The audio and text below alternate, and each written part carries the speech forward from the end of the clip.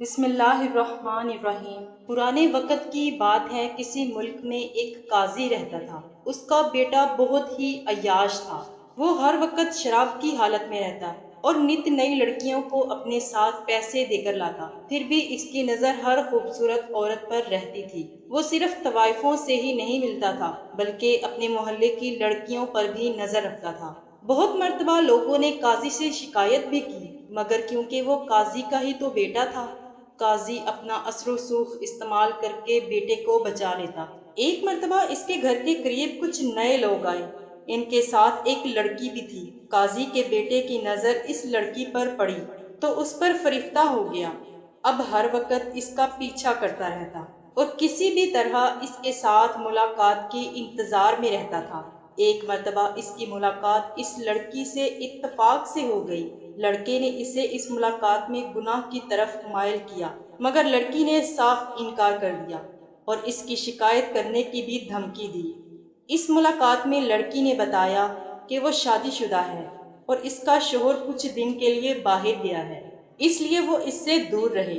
لڑکے کو جب معلوم ہوا کہ اس کا شوہر شہر سے باہر گیا ہے اور کچھ دن میں واپس آ جائے گا، تو لڑکے نے اس لڑکی سے ملاقات کی کوشش تیز کر دی۔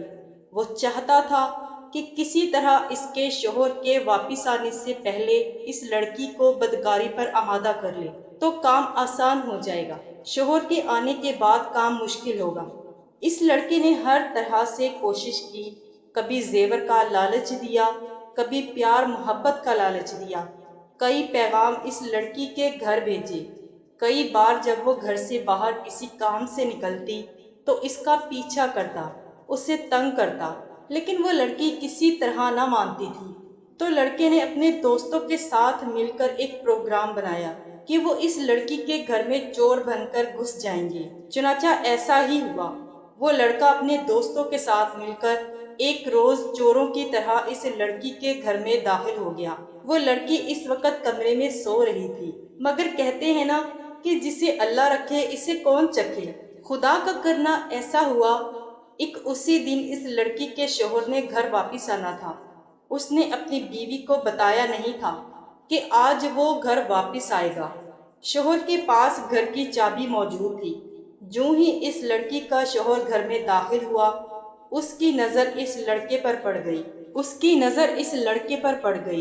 جو اس وقت اس کی بیوی کے ساتھ زبردستی کر رہا تھا۔ شوہر کو بہت غصہ آیا اور اس طرح ان دونوں کی لڑائی شروع ہو گئی۔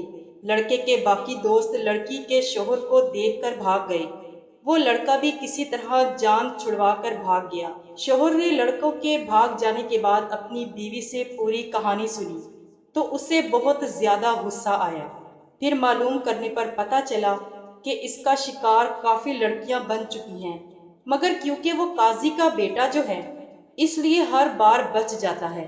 یہ بات معلوم ہونے پر شوہر نے سوچا کہ قاضی کو شکایت کرنے کا تو کوئی فائدہ ہی نہیں، اس کا تو خود ہی کوئی علاج کرنا پڑے گا۔ اس نے اپنی بیوی سے کہا کہ تم اس لڑکے کو خط لکھو اور کسی طرح اسے ایک جگہ پر بلاؤ، وہاں پر پہلے ہی ایک گڑھا کھود دوں گا اور موقع دیکھ کر تم اسے گڑھے میں دھکا دے دینا، باقی کام میں خود دیکھ لوں گا۔ چنانچہ لڑکی نے ایسا ہی کیا۔ اس لڑکے کو ایک پیار بھرا خط لکھ دیا۔ لڑکے نے جب اپنی من پسند لڑکی کا پیار بھرا خط پڑھا تو بہت خوش ہوا اور اس کی بتائی ہوئی جگہ پر مقرر وقت پر پہنچ گیا۔ لڑکی بھی وہاں پہنچ گئی۔ شوہر نے اس جگہ پر پہلے سے ہی ایک گڑھا کھود رکھا تھا۔ لڑکی نے موقع دیکھ کر اس لڑکے کو گڑھے میں دھکا دے دیا۔ لڑکی کا شوہر بھی وہیں موجود تھا۔ اس نے فوراً لڑکے پر تیل چھڑک کر اسے آگ لگا دی اور جب لڑکا جل گیا تو اوپر مٹی ڈال دی۔ اب دونوں میاں بیوی گھر واپس آ گئے۔ اسی طرح اس لڑکے کی غلیظ حرکتوں سے اہل محلہ کو نجات مل گئی۔